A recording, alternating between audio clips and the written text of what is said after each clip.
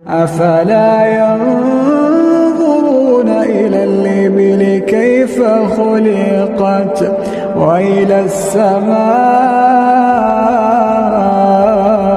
كيف رفعت وإلى الجبال كيف نصبت وإلى الأرض كيف سطحت فذكر إنما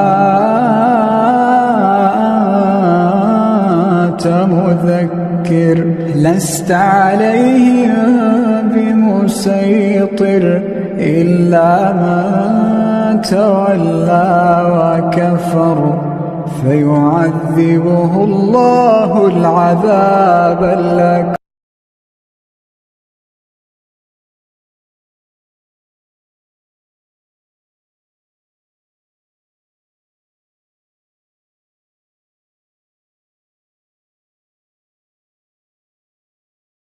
اعوذ باللہ من الشیطان الرجیم بسم اللہ الرحمن الرحیم الحمدللہ والصلاة والسلام علی رسول اللہ لا حول ولا قوة الا باللہ رب اشرح لی صدری ویسر لی امری واحلل عقدۃ من لسانی یفقہوا قولی رب زدنی علما. السلام علیکم ورحمۃ اللہ وبرکاتہ. عزت دار بہنیں، عزت دار بھائی، پیارے بچوں، بزرگ ساتھیوں، دوستوں، آپ سب کا استقبال ہے اس ہمارا عقیدہ کلاس نمبر 48 میں. الحمدللہ اللہ سبحانہ تعالیٰ نے آپ کو اور مجھے پھر سے جمع کیا ہے اس بابرکت رمضان میں. ہم اپنے گھروں میں حفاظت کے ساتھ، اچھی صحت کے ساتھ اللہ کے دین کو سیکھ رہے ہیں. میں آپ کو پھر سے یاد دلاتا چلوں، آپ کے 30 یا 40 منٹ یہاں پر بیٹھنا بیکار نہیں ہے، بلکہ اللہ سبحانہ تعالیٰ کے یہاں بہت بڑے قیمتی منٹ ہیں.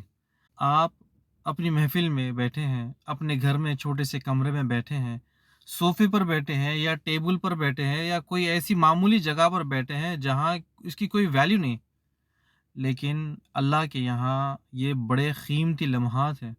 آپ اپنے گھر میں بیٹھ کے سن رہے ہو، لیکن اللہ سبحانہ تعالیٰ اپنے اعلیٰ فرشتوں کے سامنے مجلس میں آپ کو یاد کرتا ہے.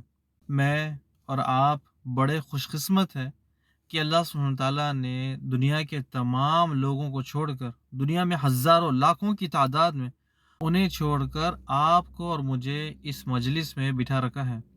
دنیا میں مسلمانوں کی تعداد کثیر ہے، لیکن وہ علم کے دروازے سے، علم سے بہت دور ہے.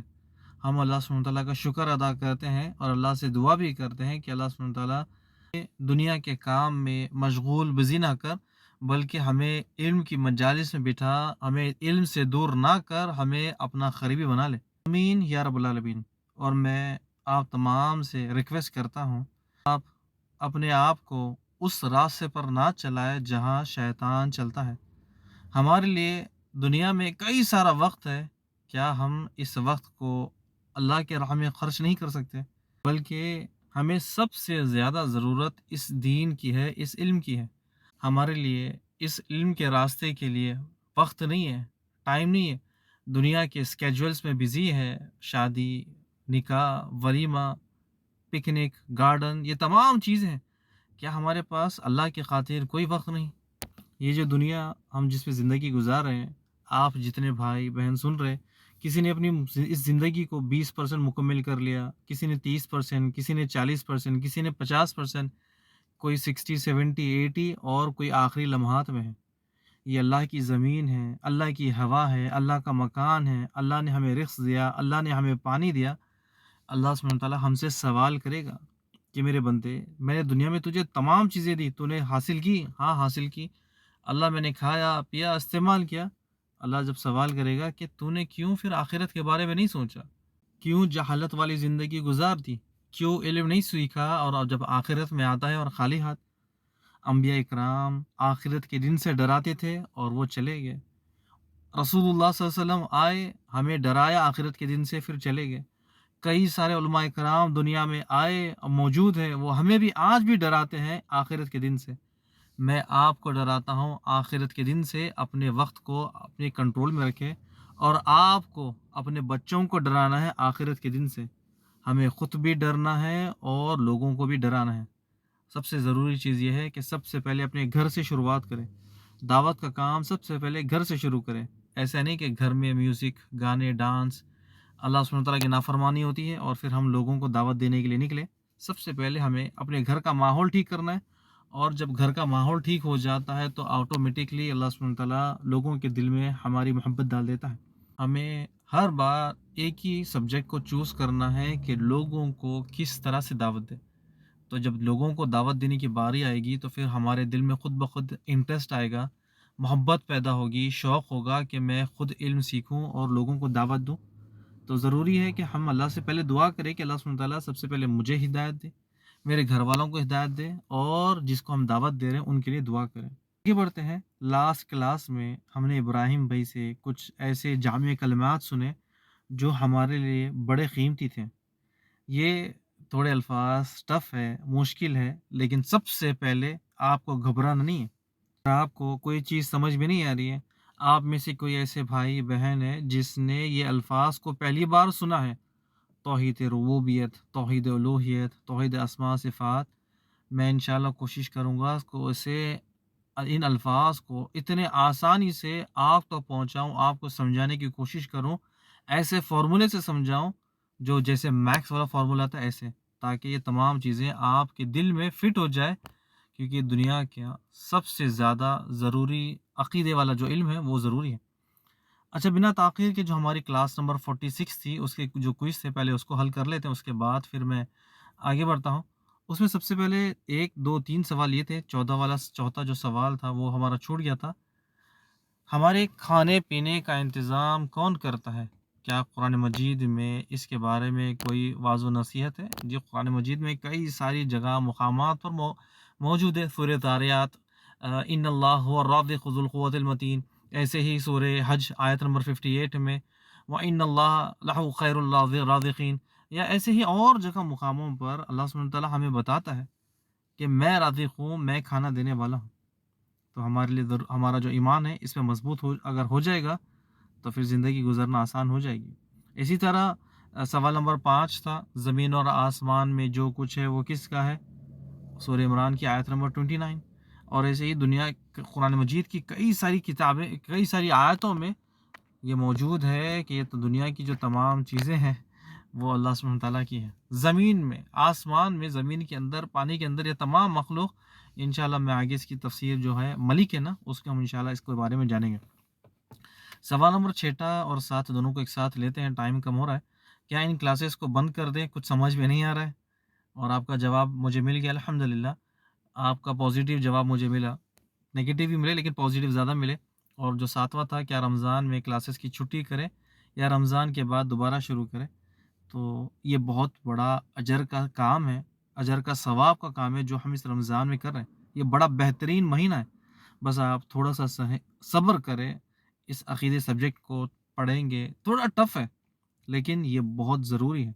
یعنی عقیدے کے بارے میں، اپنے رب کے بارے میں معلومات حاصل ہوتی ہے کہ کون ہے ہمارا رب، اس کی طاقت کیا ہے، اس کی قدرت کیا ہے، اس کی مٹھی میں کیا ہے، وہ کیا کر سکتا ہے۔ ایسی تمام چیزیں اس عقیدے میں ہمیں مل جائے گی۔ اسی طرح اگر ہمیں پوری کی پوری کلاس میں صرف 10% سمجھ میں آتا ہے یا 20% سمجھ میں آتا ہے یا چلے 30% آتا ہے، یہ اللہ سبحانہ تعالیٰ کی سب سے بڑی نعمت ہے۔ اور رمضان میں چھٹی بھول جائے، رمضان میں ہم ایکسٹرا عبادت کرتے ہیں، ایکسٹرا ہمیں علم بھی سیکھنا ہے، جس طرح ایکسٹرا سموسا کھا لیتے ہیں، ایکسٹرا پکوڑا کھا لیتے ہیں، ایکسٹرا بریانی چلی جاتی ہے، ایکسٹرا حلیم حریث، یہ تمام چیزیں چلی جاتی ہے، اور کبھی کبھی ایکسٹرا سویٹ بھی چلا جاتا ہے۔ تو کیوں نہ اس رمضان کے مقدس مہینے میں کچھ اوور ٹائم کر لیں، ان کلاسز کو دوبارہ سن لیں۔ آج کی جو کلاس ہے وہ بڑی امپورٹنٹ ہے۔ اگر ابراہیم بھائی کی جو کلاس تھی بڑی ٹف تھی، سمجھنے کے لیے بڑی مشکلات تھی، لیکن کوئی بات نہیں، لیکن ہم انشاءاللہ آج سے یا پھر اگلی کلاسز کو اس کو سمجھیں گے۔ جب میں نے پہلی بار یہ توحید ربوبیت، توحید الوہیت، توحید اسماء و صفات سنا تھا، میں نے بولا یہ تو عجیب الفاظ ہے، یہ تو زبان پہ چڑھ ہی نہیں رہے، بڑی مشکل سے سمجھ میں آئے، بڑی مشکل سے دماغ میں گئے، بڑی مشکل سے زبان سے باہر نکلتے۔ توحید ربوبیت، توحید الوہیت، توحید اسماء و صفات، انشاءاللہ بڑے اچھے انداز سے، آرام سے اس کو انشاءاللہ ہم آہستہ آہستہ پڑھیں گے۔ یہ دنیا کا سب سے قیمتی علم ہے، انشاءاللہ میں آگے آپ کو اس کے بارے میں بتاؤں گا۔ پہلے پچھلی کلاس کا جو 47 کلاس ہے اس کے کوئز کو ہلکا سا اس پہ نظر ڈالیں گے، اس کے بعد آگے بڑھیں گے۔ ایمان کے کتنے ارکان ہیں؟ یہ 6 آپ سب کو یاد ہو گیا۔ سوال نمبر دوسرا، مجبوری میں سود لے سکتے ہیں، جیسے ہاسپٹل، اسکول کی فیس، شادی یا ہاتھ ٹوٹ گیا، پیر ٹوٹ گیا، ہارٹ کا آپریشن ہے۔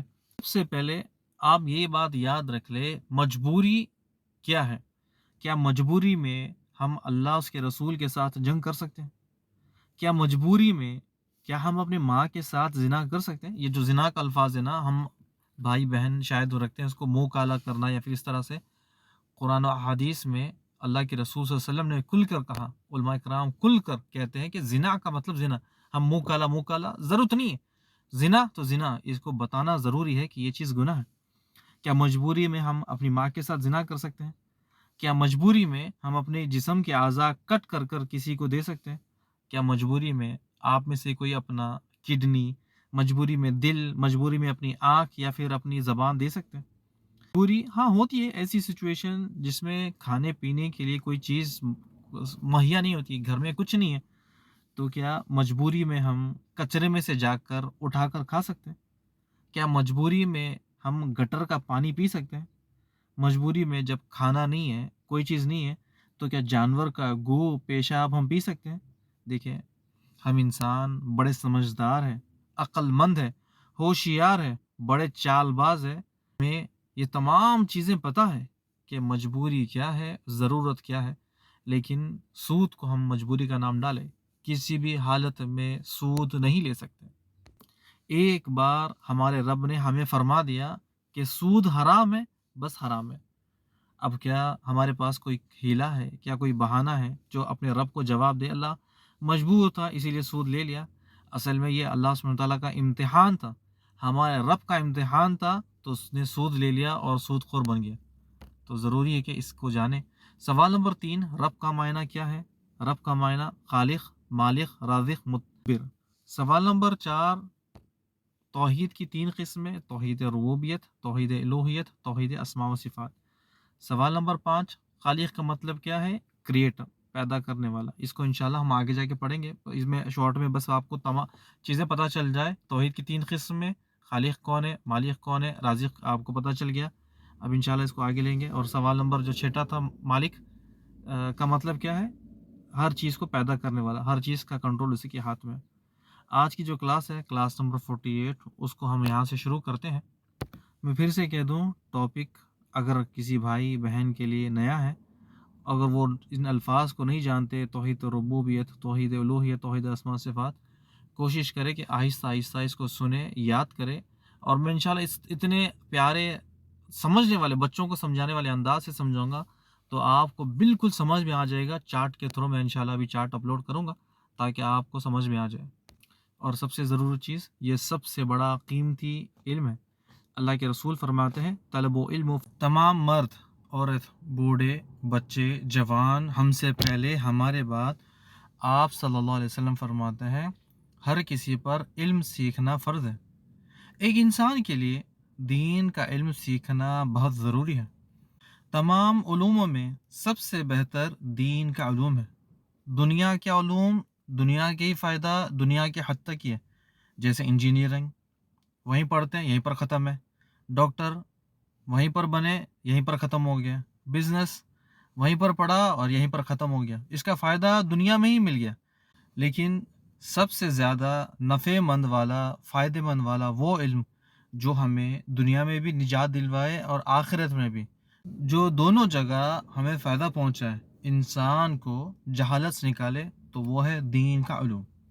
آپ کو یاد ہوگا کچھ کلاسز پہلے ہم نے یا شروعات میں یہ یاد دلایا تھا، آپ کو بتایا تھا کہ جیسے اسکول کے سبجیکٹس ہوتے ہیں، maths, science, social, English, biology, chemistry, یا پھر اور جو آپ لے سکتے ہیں اور جو آپ پڑھتے ہو، سمجھتے ہو، ایسے ہی دین کے علوم میں کچھ ہے فقہی علوم، کچھ ہے سیرت کے علوم، احادیث کے علوم، یا پھر تفسیر، اور ایسے ہی تجوید کا علوم۔ ان تمام علوموں میں سب سے زیادہ افضل عقیدے کا علم ہے۔ دنیا کے جتنے بھی بڑے بڑے عالم دنیا میں موجود ہیں، وہ یہ سب بات جانتے ہیں اور خود کہتے ہیں دینی علوم میں سب سے افضل عقیدے کا علم ہے، اور عقیدے میں سب سے زیادہ، سب سے اوپر جو ٹاپ پر آتا ہے وہ علوم ہے توحید کا، ایک انسان کا عقیدہ توحید کیسا ہے، اس پر اس کے آخرت میں فیصلہ ہوگا۔ ایک آدمی جس کا اخلاق سب سے اعلیٰ، اس کی تلاوت سب سے پیاری، سب سے اچھی، اور سیرت میں اس کا کوئی جواب نہیں، سب سے بہترین، اور تجوید کا وہ ماہر ہے، لیکن ایسے شخص کا اگر عقیدہ نان مسلم جیسا ہو تو پھر اس کے تمام جو علوم ہیں اسے کوئی فائدہ نہیں پہنچائیں گے۔ یعنی جس میں بھی وہ ایکسپرٹ ہے، جس میں بھی وہ مہارت حاصل کرتا ہے، اسے وہ جنت میں نہیں لے جا سکتے۔ جیسے آخرت کے دن پہ ہم سب ایمان لاتے ہیں، یہودی بھی ایمان لے کر آتے ہیں، نصرانی بھی ایمان لے کر آتے ہیں، اور بھی لوگ جو دوسرے کوئی مذہب ہے وہ بھی آخرت پر ایمان لے کر آتے ہیں، اقرار کرتے ہیں، کہتے ہیں کہ قیامت ہوگی۔ لیکن ان تمام مذہبوں کو ماننے والا اور ایک صحیح عقیدہ توحید رکھنے والا، ان دونوں کے بیچ میں زمین و آسمان کا فرق ہے۔ توحید کا اقرار کرنے والا اور توحید کا انکار کرنے والا، ان دونوں کے بیچ میں زمین و آسمان کا فرق ہے۔ آج ہم یہاں سے جانیں گے توحید کیا ہے، اور توحید کی قسمیں انشاءاللہ اس کو بعد میں لیں گے۔ ہم بار بار توحید کا یہ الفاظ سنتے رہتے ہیں، آخر یہ توحید ہے کیا؟ یعنی بڑا ٹف سوال اگر کبھی سمجھ میں آتا ہے، توحید توحید توحید، لیکن اس کا جو جواب ہے وہ بہت آسان ہے، آپ خود جانتے ہو۔ توحید کا کیا مطلب ہے؟ ایک کرنا، سب کو ہٹا کر ایک کرنا، سب کا انکار کر کر اللہ کا اقرار کرنا۔ آپ سوچ رہے ہوگے کہ توحید کا مطلب ایک کرنا، ہمارے دماغ میں یہ تو پہلے سے ہی تھا کہ اللہ ایک ہے، اکیلا ہے، اس کا کوئی شریک نہیں۔ یہ جو دماغ میں آپ کے جو میموری میں سیف ہے نا، اسی کو توحید کہتے ہیں۔ مجھے تو لگتا ہے یہ جو توحید الفاظ ہے یہ سننے میں تو بڑا مشکل تھا، لیکن سمجھنے کے لیے تو بڑا بالکل آسان ہے۔ یعنی ہم جانتے ہیں اللہ ایک ہے، مانتے ہیں اللہ ایک ہے، اسی کو تو توحید کہتے ہیں۔ بڑا آسان الفاظ ہے۔ توحید کا مطلب ایک کرنا۔ آپ کو یاد ہوگا جو پچھلے ایپیسوڈ میں کلاس میں ابراہیم بھائی سے ہم نے بات چیت کی تھی، انہوں نے کہا تھا کہ قرآن میں توحید کا الفاظ موجود نہیں، اور اگر ہم سے کوئی سوال کرنے لگے کہ آپ بار بار توحید توحید کہتے ہو، قرآن میں تو اس کا ذکر نہیں ہے، علماء کرام تو لیتے ہیں لیکن قرآن میں سے ذکر نہیں ہے، پھر آپ یہ کہاں سے لے کر آئے ہیں؟ آپ جب اس ٹاپک کو سمجھ جاؤ گے، اس ٹاپک کو ختم کر دیں گے، تب آپ قرآن کھولنا، پوری کی پوری قرآن توحید بیان کرتی ہے۔ جب کوئی ساحل سوال کرتا ہے، ساحل کسے کہتے ہیں آپ کو پتہ ہے؟ ساحل سوال کرنے والے کو کہتے ہیں۔ جیسے جبرائیل علیہ السلام آتے ہیں رسول اللہ صلی اللہ علیہ وسلم کے پاس، اسلام کیا ہے، ایمان کیا ہے، احسان کیا ہے، اور قیامت کب آئے گی، یہ تمام سوالیں کیا تھا، تو عربی میں جبرائیل علیہ السلام کو ساحل کہتے ہیں۔ یعنی جو بھی سوال کرنے والا ہے، یعنی مجھ سے اگر آپ سوال کرتے ہو تو آپ کو عربی میں ساحل کہتے ہیں۔ جو کوئی ساحل آپ سے سوال کرتا ہے کہ قرآن مجید میں توحید کا جو الفاظ ہے وہ موجود ہی نہیں ہے، آپ بار بار پکارتے ہو، کہتے ہو کہ توحید توحید، تو یہ قرآن مجید میں حدیث میں توحید کا تو ذکر ہی نہیں آتا ہے۔ یہ کئی لوگ ہیں ساحل سوال کرتے ہیں۔ تو سب سے پہلے جب آپ یہ کلاس کو کمپلیٹ کر لو گے تو آپ کو سمجھ میں آ جائے گا کہ توحید کیا ہے۔ پہلے قرآن کھولنا ہے اور ان سے کہنا ہے، ساحل سے جو سوال کرتا ہے، کہو کہ سورہ اخلاص کی سب سے پہلی آیت پڑھو، کہ جب کہے گا کہ قل ہو اللہ احد، تبھی اس کی گردن پکڑ لینا، تاکہ گردن ہلے نہیں اس کی۔ یعنی مطلب یہ ہے کہ گردن جیسے ہی آپ پکڑو گے کہ اوپر نیچے دیکھنے کا اسے موقع نہیں ملے گا، اسے تبھی سوال کرنا کہ آپ نے کیا آیت پڑھی، قل ہو اللہ احد، اس کا مطلب اللہ ایک ہے، تب اس کی گردن چھوڑ دینا، کہنا علماء اکرام اسی کو تو توحید کہتے ہیں۔ لیکن سچ مچ میں کسی کی گردن نہیں پکڑنا، بس آپ کو سمجھانے کے لیے کہ ماحول تھوڑا سا گرم ہو گیا تھا، توحید توحید، ماحول کو تھوڑا سا بدلنے کے لیے اس کی گردن بیچ میں ڈال دی۔ اگر آپ اس کی گردن پکڑ لو گے، پولیس آپ کو اور مجھے دونوں کو پکڑ لے گی اور پوچھے گی کہ بھائی تم لوگ یہ گردن پکڑنے کا گیم کہاں سے لے کر آئے ہو، یہ کھیل کہاں سے رہے ہو؟ تو پھر جیل میں بیٹھ کر آپ کو اپنی گردن پکڑنی پڑے گی اور مجھے اپنی گردن۔ تو توحید کا مطلب سمجھ میں آ گیا، ایک کرنا، سب کو ہٹا کر ایک اللہ کا اقرار کرنا۔ اللہ کے رسول صلی اللہ علیہ وسلم فرماتے ہیں، صحیح ترمذی کی حدیث ہے، حدیث نمبر غالباً 2597، اہل توحید میں سے بعض لوگ جہنم میں عذاب میں ڈال دیے جائیں گے، کوئی زناخار ہوگا، کوئی چور ہوگا، کوئی کسی نے مال چوری کیا ہوگا، کسی نے کسی کو تکلیف دی، کسی کو مارا پیٹا، کوئی شرابی ہے، کوئی بدکار ہے، کوئی بے نمازی ہے، کوئی سود خور ہے یا بے ایمان ہے یا حرام کھانے والا ہے، رسول اللہ صلی اللہ علیہ وسلم فرماتے ہیں جہنم میں اسے عذاب دیا جائے گا یہاں تک کہ وہ جل کر کوئلہ ہو جائے گا۔ پھر اللہ کی رحمت اہل توحید کو ڈھونڈے گی، ڈھونڈ کر اسے جہنم سے باہر نکال دے گی، اور جب وہ جنت کے دروازے پہ پہنچے گا جنتی اس کے اوپر پانی ڈالیں گے۔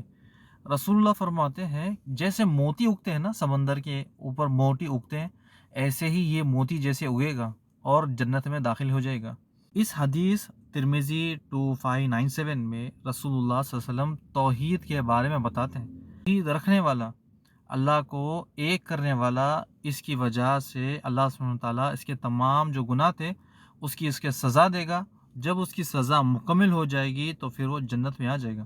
اگر کوئی شخص توحید کو نہیں مانتا تو کبھی بھی وہ جہنم سے باہر نہیں نکلے گا۔ میں اللہ سے امید کرتا ہوں یہ جو توحید کا الفاظ ہے نا، ایک کرنا آپ کو سمجھ میں آ گیا ہوگا۔ اگر پھر بھی اتنا آسان سمجھ میں نہیں ہے تو ایک اور آسان انداز سے آپ کو سمجھاتا ہوں، ایک اور انداز سے۔ ایک آدمی مکھی کی وجہ سے جہنم میں چلا گیا اور ایک آدمی مکھی کی وجہ سے جنت میں چلا گیا۔ رسول اللہ صلی اللہ علیہ وسلم فرماتے ہیں دو آدمی سفر کر رہے تھے، ایک بستی سے گزر رہے تھے، بستی والوں نے انہیں روک دیا، کہا کہ اگر آپ کو یہاں سے گزرنا ہے ہماری بستی سے تو ہمارا ایک رول ہے۔ وہ کیا رول ہے؟ کہ آپ کو ہمارے بت کو کوئی نہ کوئی نذرانہ پیش کرنا ہوگا، کوئی نہ کوئی چیز ان کے لیے قربانی کرنی ہوگی، اور آپ ہمارے بت کو کوئی نذرانہ پیش کرو گے تو ہم آپ کو گزرنے دیں گے، ورنہ انجام بہت برا ہوگا۔ تو ایک آدمی نے انکار کر دیا اور ایک آدمی نے کہا کہ میرے پاس تو کچھ نہیں ہے۔ لوگوں نے کہا دیکھو اگر تمہارے پاس کوئی چیز نہیں ہے تو ایک مکھی کو مارو اور ہمارے بت کو چڑھاوا چڑھا دو۔ اس شخص نے ایسے ہی کیا، ایک مکھی کو مارا اور بت کے سامنے چڑھا دیا اور وہاں سے چلا گیا۔ بستی والوں نے اسے اجازت دی، وہ چلا گیا۔ اب اللہ سبحانہ وتعالیٰ نے اسے جہنم میں ڈال دیا۔ اب ایک آدمی جس نے چڑھاوے سے انکار کر دیا، جس نے کہا کہ میں تو گزروں گا یہاں سے لیکن کوئی چڑھاوا نہیں چڑھاؤں گا، یہ توحید والا تھا۔ رسول اللہ صلی اللہ علیہ وسلم فرماتے ہیں کہ اس نے انکار کر دیا، کہا میری نظر، میری قربانی صرف اللہ سبحانہ تعالیٰ کے لیے ہے، تو لوگوں نے اس کے ٹکڑے ٹکڑے کر دیے۔ رسول اللہ نے کہا کہ اللہ سبحانہ تعالیٰ نے اسے جنت میں ڈال دیا، ایک مکھی کی وجہ سے جنت اور ایک مکھی کی وجہ سے جہنم۔ وہ آدمی جس نے مکھی کو مارا شاید ہو سکتا ہے وہ کچھ سال زندہ رہا، لیکن مکھی کا گوشت نہ اس کے کام آیا نہ ان بستی والوں کے کام آیا۔ اس نے اتنا بڑا جرم کیا، نظر قربانی اللہ کو چھوڑ کر دوسرے کے لیے چڑھا دی، اس کی وجہ سے وہ ہمیشہ ہمیشہ کے لیے جہنم میں چلا گیا۔ وہ توحید کو جاننے والا، اسے پتا تھا کہ مکھی کا چڑھاوا چاہے مکھی چھوٹی ہو یا بڑی ہو، قربانی، نذر، نیاز، یہ تمام چیزیں صرف اللہ سبحانہ تعالیٰ کے لیے۔ اگر کوئی کسی بت کے لیے کرتا ہے تو یہ اللہ سبحانہ تعالیٰ کے خلاف جا کر کرتا ہے، وہ اگر چڑھاوا چڑھاتا ہے تو اللہ سبحانہ تعالیٰ کے خلاف جا کر کرتا ہے۔ اس شخص کو مکھی کی وجہ سے اللہ سبحانہ تعالیٰ نے جنت میں ڈال دیا۔ امید کرتا ہوں کہ آپ کو اس حدیث کا جو موضوع ہے وہ سمجھ میں آ گیا ہوگا کہ ایک نے انکار کر دیا، ایک نے اقرار کر دیا۔ جس نے انکار کیا وہ توحید کو جانتا تھا، اسے پتا تھا کہ اللہ ایک ہے، اور جسے توحید پتہ نہیں تھی اس نے مکھی چڑھا دی اور چلا گیا، اور وہ ہمیشہ ہمیشہ کے لیے جہنم میں چلا گیا۔ میں اللہ سے امید کرتا ہوں کہ آپ کو اس حدیث کا موضوع سمجھ میں آ گیا ہوگا، اور اس میں سبق کیا ہے کہ توحید ضروری ہے۔ انسان زندگی بھر گناہ میں ڈوبا رہا، گناہ کرتا رہا، اگر اس کا خاتمہ توحید پر ہوتا ہے تو اس کا فائدہ ہے۔ ایک شخص زندگی بھر توحید پر تھا اور اس کا خاتمہ توحید پر نہیں ہوتا ہے۔ آج کی کلاس کو ہم یہیں پر روکتے ہیں انشاءاللہ، اور امید کرتا ہوں کہ آپ کو توحید کا معنی سمجھ میں آ گیا ہوگا۔ توحید کا معنی ایک کرنا۔ یہ بات یاد رکھیں کہ توحید کوئی جماعت کا نام نہیں ہے، نہ یہ کوئی فرقہ ہے۔ توحید کو ماننے والے، توحید پر چلنے والے، توحید پر مرنے والے، انہیں اہل التوحید کہا جاتا ہے۔ دنیا میں جتنے بھی انسان ہیں اگر وہ توحید پر مرتے ہیں تو انہیں اہل التوحید کہا جاتا ہے۔ اس سے پتہ چلتا ہے کہ توحید کا فائدہ کیا ہے اور توحید کو نہ ماننے کا نقصان کیا ہے۔ انشاءاللہ اگلی کلاس میں ہم توحید ربوبیت، توحید الوہیت، توحید اسماء و صفات کے بارے میں جانیں گے۔ اچھا، سب سے پہلے یہ بات یاد رکھ لیں، توحید ربوبیت کیا ہے؟ میں بالکل آسانی سے آپ کو بتانے کی کوشش کروں گا۔ یہ دیکھیں میپ کے ذریعے یا پھر ایرو مارک کے ذریعے۔ توحید ربوبیت اللہ کی طرف سے جو بھی چیزیں آتی ہیں، اللہ کی طرف سے رزق آتا ہے، اللہ کی طرف سے بارش ہوتی ہے، اللہ کی طرف سے اولاد ہوتی ہے، تو یہ تمام چیزیں ربوبیت میں آتی ہیں اور اوپر سے نیچے اترتی ہیں۔ الوہیت کیا ہے؟ ہماری جو عبادات اوپر جاتی ہیں، جیسے نماز اوپر جاتی ہے، روزہ ہمارا اوپر جاتا ہے، دعائیں اوپر جاتے ہیں، صدقہ وغیرات اوپر جاتے ہیں، یعنی بندہ جو بھی اعمال کرتا ہے وہ اوپر جاتے ہیں، اسے کہتے ہیں الوہیت۔ توحید ربوبیت جو اوپر سے نیچے آتی ہے، توحید الوہیت نیچے سے اوپر جاتی ہے۔ یہ بالکل آسان سمجھنے والا ہے، ٹھیک ہے۔ انشاءاللہ اس کو اگلے ایپیسوڈ میں، انشاءاللہ اگلے کلاس میں ہم لیں گے۔ بارک اللہ فیک و جزاکم اللہ خیر۔ السلام علیکم ورحمۃ اللہ وبرکاتہ۔